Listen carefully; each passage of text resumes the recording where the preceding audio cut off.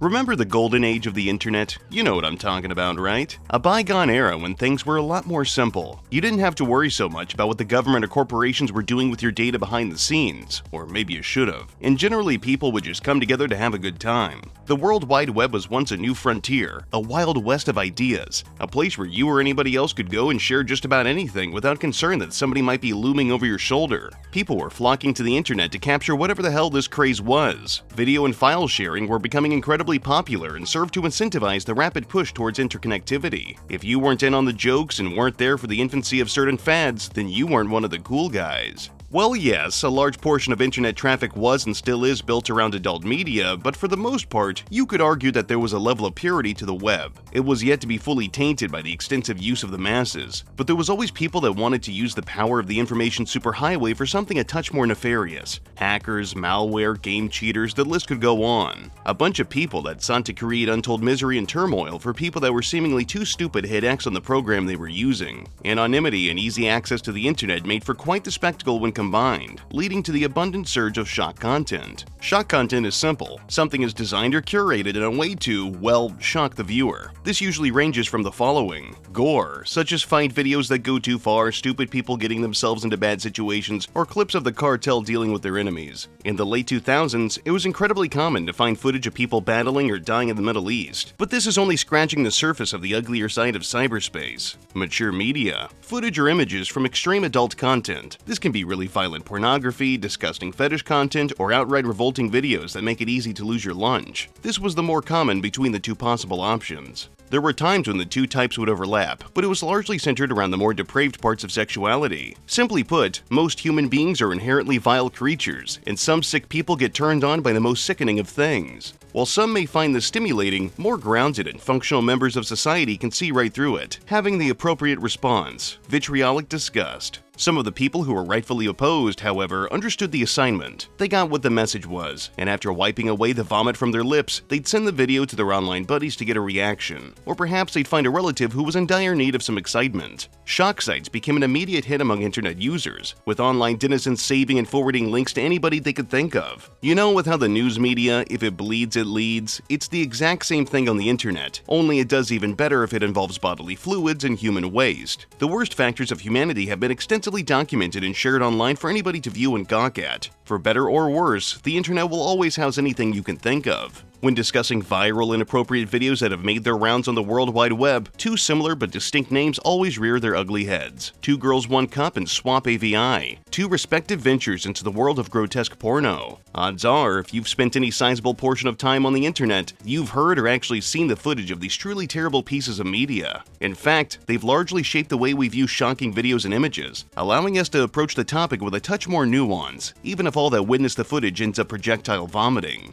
This is the story of two prolific videos that were instrumental and excremental in shifting the landscape of the internet, popularizing the process of showing your friends hideous online discoveries, and leaving a skid mark for anybody to stop by and reflect on.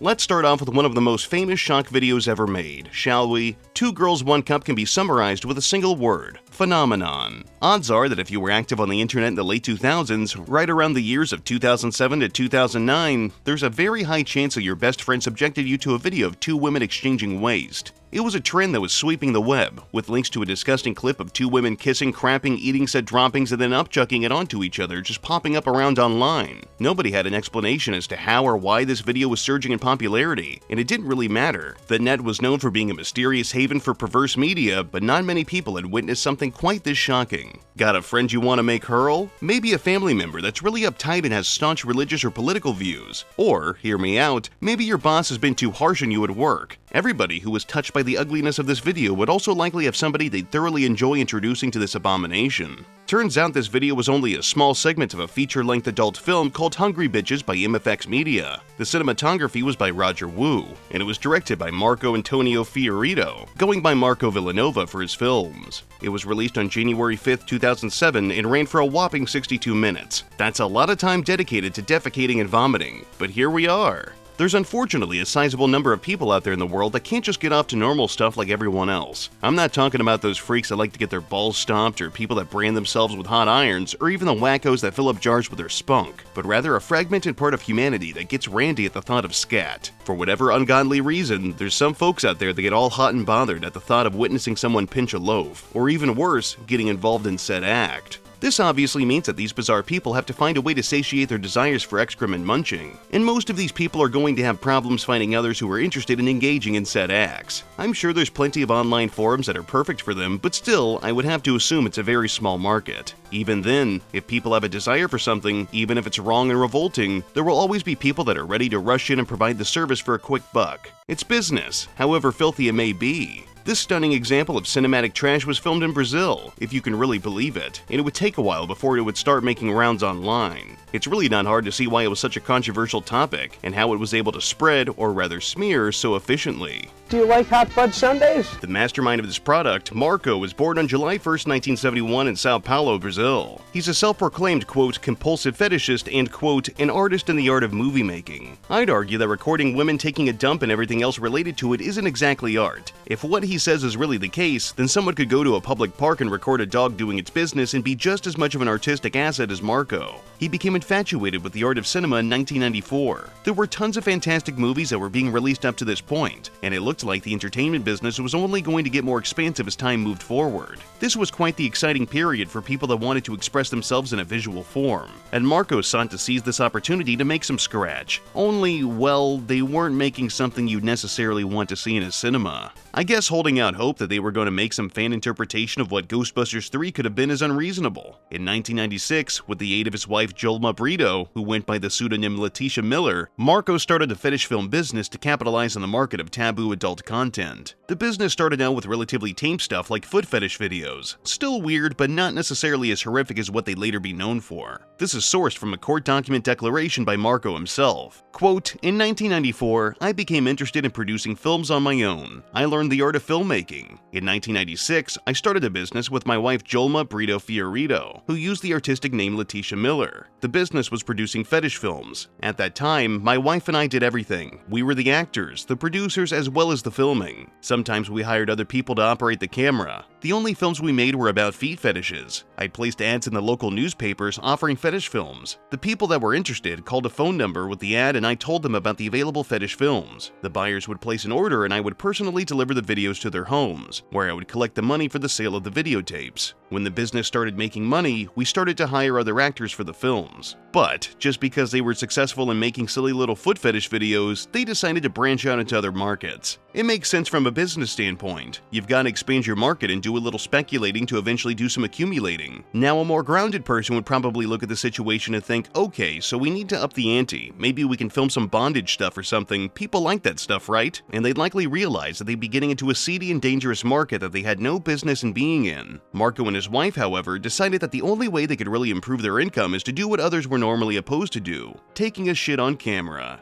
Now obviously, Marco and his wife are too good to subject themselves to performing acts like this on camera, so they instead enlisted the help of two wannabe porno stars, a couple of girls going by the names of Carla and Latifah, names that would undoubtedly go down in infamy. This film would be produced and dubbed the name Hungry Bitches. I honestly can't think of a more fitting name, excluding something along the lines of shit-eating sluts from South America or down and dirty with a dump-filled cup, but I digress. The film was popular among freaks that like to get their rocks onto this kind of stuff, and of course there were bootleg clones that gradually found their way online. The clip that everybody and their grandma has seen is often regarded as a trailer of sorts, but this is a widely disputed claim among people that have researched this topic. Some people have argued that this clip was something made specifically to promote the film, and it's safe to assume that on some level this is true, considering it was a series of random clips from the full products that were paired with the song Lover's Theme by Hervé Roy, who died on January 11, 2009. Others have argued that this clip was leaked during a criminal investigation into MFX Media. The media clip started with the text MFX 1209, which was the production code for the movie, which led some people to believe that this was placed on the video by the DOJ, meaning this was drip-fed from the actual US government. But oh yeah, that's right, the United States Department of Justice was involved in this story at some point too. How could I ever possibly forget that?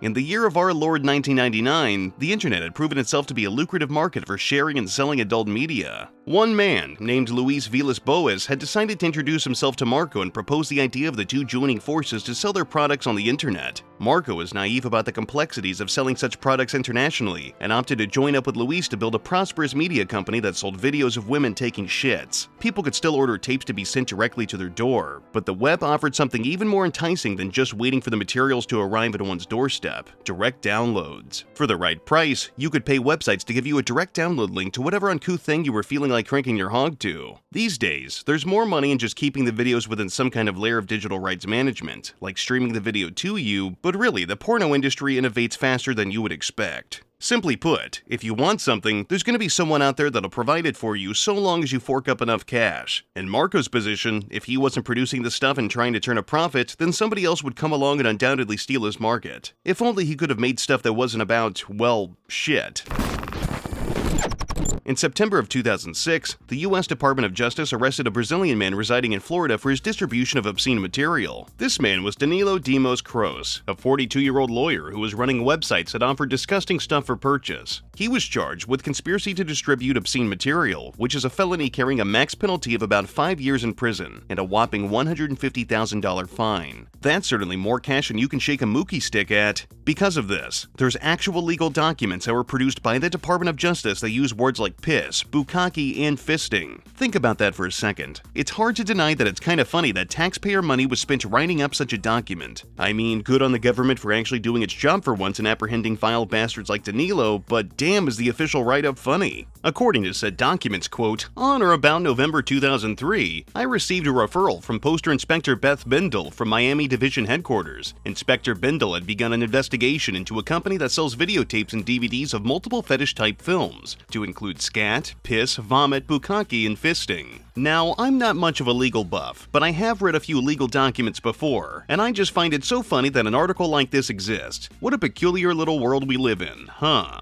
Danilo had been selling movies with titles such as Toilet Man 6, Scat Pleasures, and Bukkake 3. Now, respectfully, how the hell did Toilet Man get to 6 parts? And what actually warrants there to be 3 films about bukkake? Was there not enough jizz the first several times? Were there enough people that were avid fans of the respective franchises and spent enough money to warrant making this into an ongoing series? If I tune in with Toilet Man 6, will I even understand the plot? This isn't some Marvel-level storytelling, is it? To give you a better idea of what Toilet Man 6 is, allow me to read from this document a bit further. Quote, on or about June 20th, 2003, Wynn purchased a DVD from Scan in Brazil titled Toilet Man 6 using an undercover identity. Approximately 1 week after the order was made, Wynn received notice via email that the delivery of the video would be delayed for up to 20 days. According to that email notice, the video was not available in the US and would have to be shipped from Brazil. I have reviewed the Toilet Man 6 video. The following is a description of the content of that video. The scene begins with a male, M1, lying on a bed with 5 females wearing lingerie and panties. M1 is being caressed and kissed by 5 females. 2 females suck toes of M1. Females caress each other. M1 sits on a chair. A female urinates into a glass and hands it to M1, who drinks it. Females eat and drink from table. Females blow snot from their noses onto their fingers and feed it to M1. Females vomit onto the body of M1 as he lies on the floor. Now, granted, I trimmed a lot of the fat from that, but it just keeps getting worse. Who in their right fucking mind would want to see this shit? Imagine having to review this for your government-paid job. Good lord. Now, you're probably asking yourself, what the hell does this nasty crap gotta do with an upstanding individual like Marco? Well, it turns out that Danilo was operating as an officer of distribution for Marco's backlog of media. The two had met through Luis, and despite their business arrangement, Marco didn't exactly trust Danilo. He didn't have a hand in the production or sale of Hungry Bitches due to the timing of the arrest, but he had helped market and sell previous works of Marco. Because of this, Marco was adamant that Danilo did not have an active hand in the business, instead operating as a third party that processed credit credit and debit card transactions via a travel company that was owned by Danilo. With this, Danilo made the first wise move of his career and dropped his flags, cooperating with the investigators through the entire process. He managed to work out a deal with the feds and was eventually sentenced to 3 years of supervised probation and had to pay a fine of $98,000.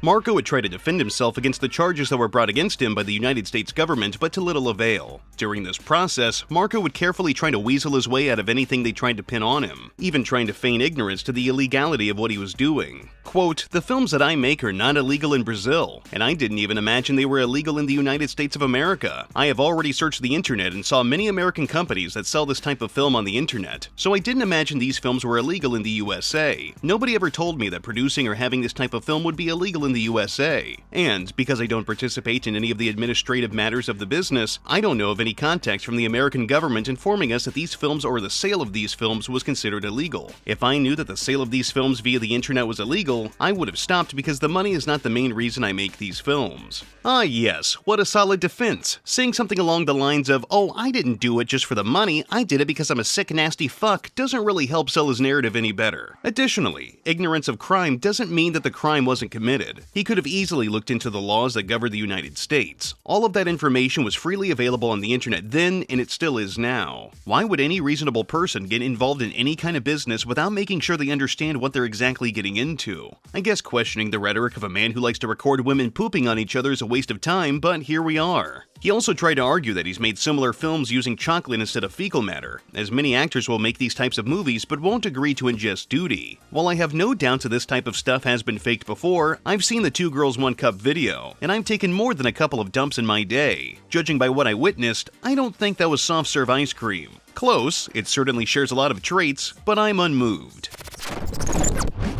But despite everything, like the crumbling business and the litigation placed against the people that produced Hungry Bitches, clips of the film were being circulated online, and a little domain had popped up on the internet with an innocuous name. 2girls1cup.com was born, and it quickly became the residential home of the shocking trailer for Hungry Bitches. People online quickly took notice of the revolting nature of the video and did what avid web users are known to do. They tell their friends. It became a popular pastime to send the website's URL to your friend's email, or to rally your buddies around the computer while subjecting them to the video's content so that way you can get a wild response out of them. People were mortified by what they saw, gagging and retching as they witnessed shit from a butt being swirled around in a cup, while others cackled like maniacs at the very sight of something so obscene. It didn't take long for people to realize that not only was this a hilarious way to get a rise out of your friends and family, but there was potential gold here that could be shared even more efficiently than the video itself: the reactions. The video began to surge through the internet, spreading like wildfire as people pointed video cameras at their associates to document their reaction to seeing 2 Girls 1 Cup for the first time. Odds are, if you've been on the internet long enough, not only have you experienced the misfortune of watching this video, but you've probably seen quite a few archives that show how normal people respond to negative, shitty stimuli. The tremendous explosion of coverage for this thing mainly happened because it was the first of its kind to really shake up the internet. Video hosting was still a relatively new idea, and that meant that growing pains were going to be felt in some form. It was only a matter of time before something like this would grab a hold of the internet and leave a lasting imprint on the unfortunate souls that had to sit there and watch the bomb drop. Hell, the shock value of the video was able to garner so much more attention than in 2010, an advertising campaign was proposed for Dr. Pepper that would try to involve pop culture references from the internet. Facebook users were invited by the Coca-Cola Corporation to allow the Dr. Pepper brand to take over their social media accounts for the slim chance to win $1,000. Because of the nature of the World Wide Web, you can't trust random people or a business with that kind of power, and posts saying things like, quote, "What's wrong with peeing in the shower?" and, quote, "I watched 2 Girls 1 Cup and felt hungry afterwards," were plastered on everyone's social media pages. What the hell does this have to do with soda? Imagine being relatively new to the information superhighway. You're a touch naive to how things work around here, and you get yourself roped into this nonsense. A concerned mother who used mumsnet.com complained that her child wanted to participate in the campaign and went ahead in doing so. When Mrs. Rickman, the mother of said child, checked her kid's Facebook page, she saw the comment about being hungry after witnessing 2 Girls 1 Cup. The dutiful mom made sure to check her child's search history and was horrified to discover that her offspring had searched for the video in order to figure out what it even was. Over 160,000 people signed up for this disastrous campaign, and that meant that the 2 Girls 1 Cup comments were now affecting the accounts of thousands of people. Coke tried their best to feign ignorance, shifting their blame onto the advertising service that they were using, but the damage was already done. I understand that the Coca-Cola Corporation was busy peddling carbonated sugar water to people, but surely it would have been in their interest to still apply some level of supervision to their advertisements, even if they were outsourced. You know, I feel like this entire thing could have been avoided with the adequate amount of due diligence, but I suppose I'm also expecting too much out of a wealthy conglomerate. While it may not have been the first shock video ever made or the first poo video ever recorded, it stands as a symbol of grotesque shock, an obelisk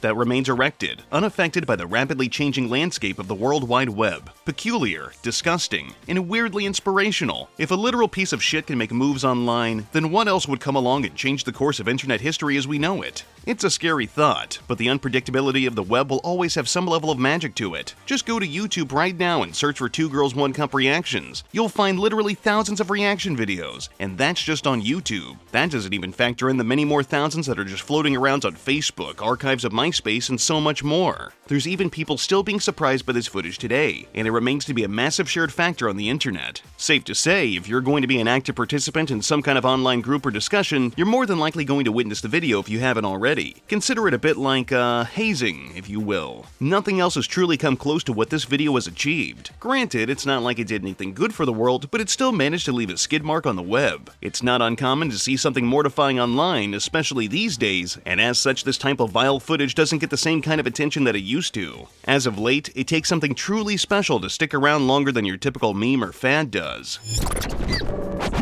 Unlike the tale of 2 Girls 1 Cup, there was another story of similar subject matter that was more so about one's ability to make something happen. Instead of focusing on a video that was made for the sole purpose of speculative profit, a slew of people on an online forum decided to put their money together in order to bring a bizarre idea to reality. For all intents and purposes, this video was somehow even more gratuitous than what the world would learn from the previous video. All of this occurred on Something Awful, a decades-old forum that has more than made its mark on internet culture. It could be argued that the site is one of the more prolific hubs for all things internet.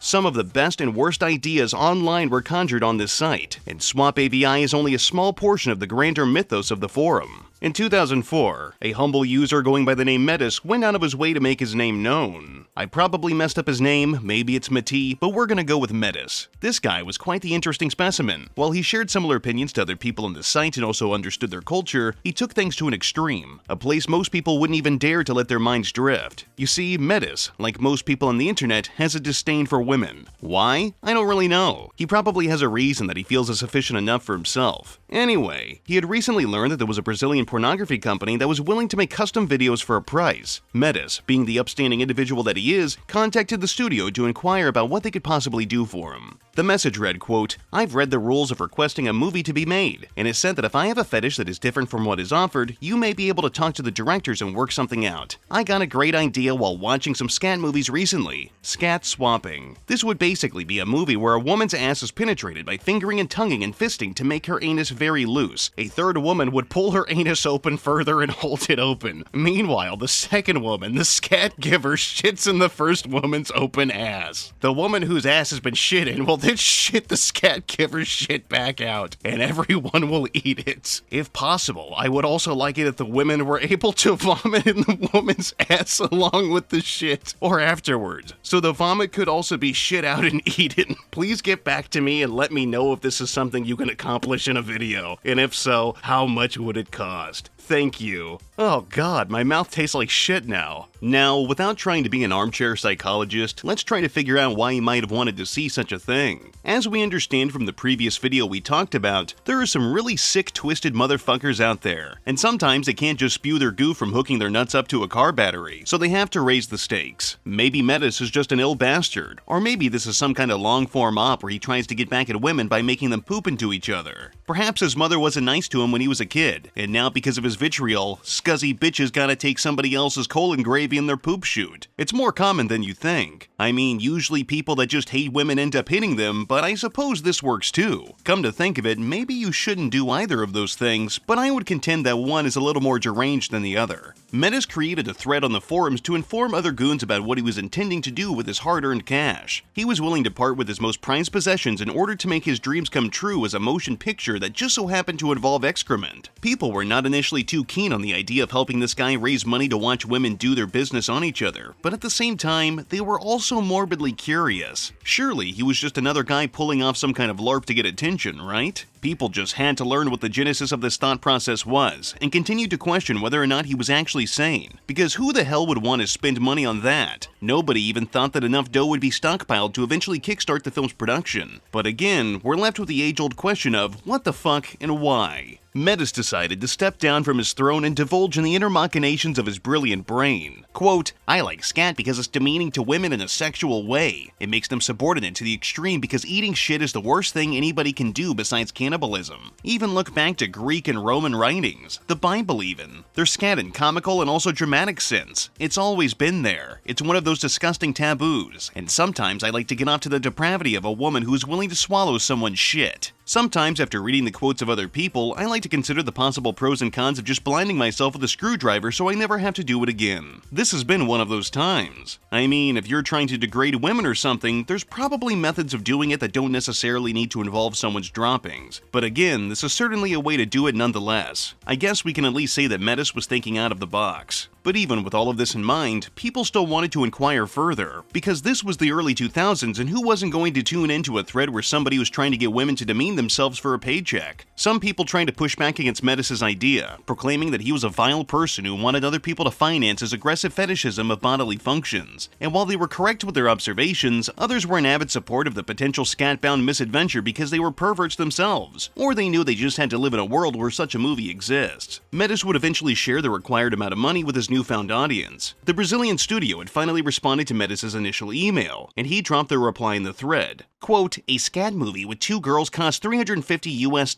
and you can pay $150 US for an additional girl. This is the price for you make your own video. What do you think about it? Please let me know." Upon learning just how little it had cost to make a crime against vision and scent, people began to express their interest in helping crowdfund the forthcoming craptastic masterpiece. Even if the ideal was downright despicable, most people couldn't deny that they were curious to see if they could make something like this actually happen. It's not so much that they felt that they should, but rather they were motivated by the fact that they could. The site's users began to propose different ideas for the video, like references to the site's lingo to make the product more of their own. Because why not put internet jokes in a video where people were actively evacuating their bowels? Those things tend to go together like a bad rash and an unwashed ass. Some people suspected that this was some kind of elaborate scam run by Metis to get foolish people to throw away their money at the prospect of seeing women poop. Metis made sure to declare that not only was he the real deal, but he was going to make sure that all of the allocated currency was sent directly to the studio. The back and forth bickering and concerns caused a site moderator known as Ozma, which I hope I'm pronouncing right, to close the initial thread. Metis would create another one shortly after with the same intention of collecting change for the video. Time after time, he was told to provide evidence for his claims, and people had no choice but to wait. On March 30th, 2004, a user of Something Awful known as Cannibal had posted a new thread at the request of Metis. Despite what most people had initially thought of him, he came with great news. The post said the following, quote, "Metis' scat swap video has been made. It got made. The company sent Metis 20 preview pics of the video, and it's soon to be finished and distributed. Goon phrases made it into the movie as per request." The 20 images were shared onto the forum and the appropriate responses flooded in. Mostly people that were shocked to see something like this en masse, and relative astonishment for the fact that Metis was a man of his word. For all intents and purposes, OP delivered. Out of all of the possible people on the web that could keep their promise, of course it had to be the guy who got off to human waste. The site staff weren't exactly enthused by the fact that not only had they been proven wrong by Metis, but now their site was obsessing over such a topic. Again. The forum now had a literal shit stain on its history. The new thread was closed within about 30 minutes. It'd be some time before the video itself would be available for the general public to consume. Months after this, on June 25th, 2004, a user by the name of The Onion created a thread confirming that the video that Metis had commissioned was not only real, but finally available. Quote, "Here you go. It's pretty disgusting and my friends actually started punching me when I put it on at a party. You have been warned. I apologize for unleashing this upon the world. Sorry, but I couldn't do the credits. I just didn't have the time, and when I sent out emails to other goons who paid for this thing, no one responded they could do it either, so you just get the basic rip.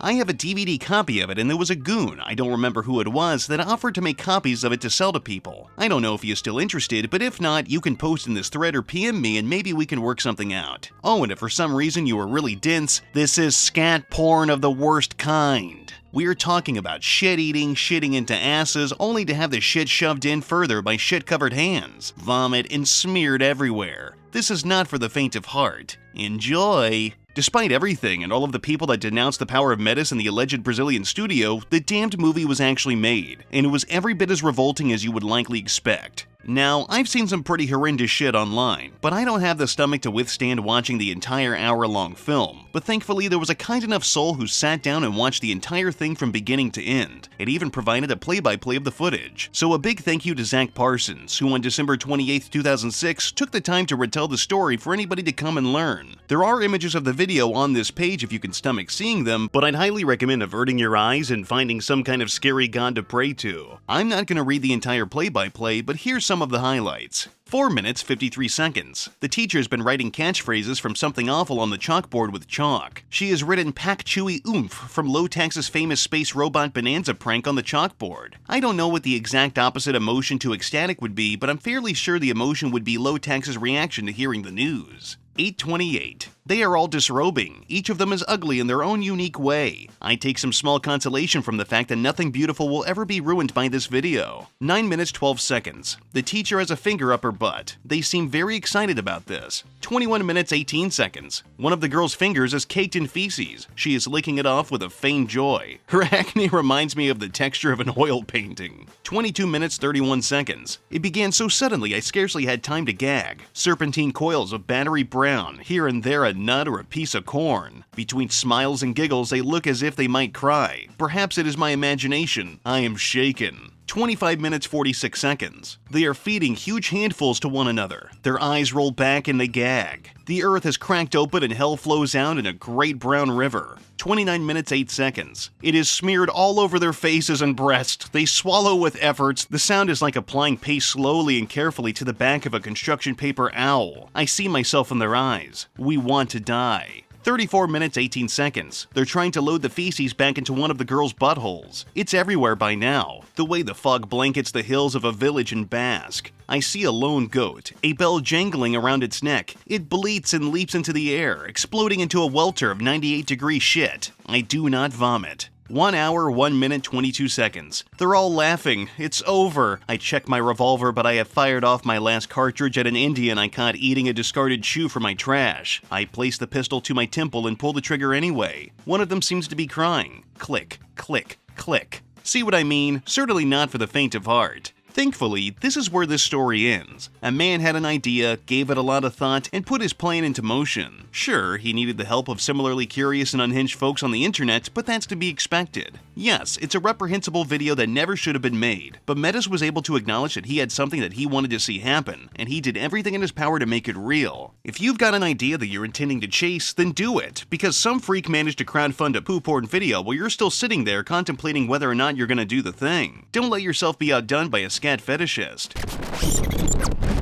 These videos that I took the time to research and relay back to you are just small fragments of the greater history of this wonderfully disastrous invention we lovingly call the World Wide Web. There are many twists and turns going in all directions, and some things are certainly more appalling than others. For every positive thing you can find online that's inoffensive and doesn't bring forth any kind of negativity, you'll be met with a similar amount of force by the other side of the spectrum, the side that revels in the most unsightly and hideous of topics. Neither of these videos should be taken as anything other than evidence that human beings can be incredibly sickening creatures. There are many people out there that get their jollies from a gnarled interpretation of sexuality, and this has caused some of the most stomach-churning acts to be recorded for their own stimulation. But sometimes horrific stuff like this just leaks out like a soggy diaper and enters the mainstream. Normal people become aware of topics and ideas that permeate only in the niche communities from the far corners of the internet. Swap.AVI was a glimpse into human curiosity, where users on a forum were enticed by the possibility of seeing something that they had never before had considered to be possible, and Two Girls One Cup inadvertently became a tool to shake up pop culture. TV shows and even video games were starting to make crude references to such media, and the world itself was left with a gigantic imprint of a soft-serve ice cream cone.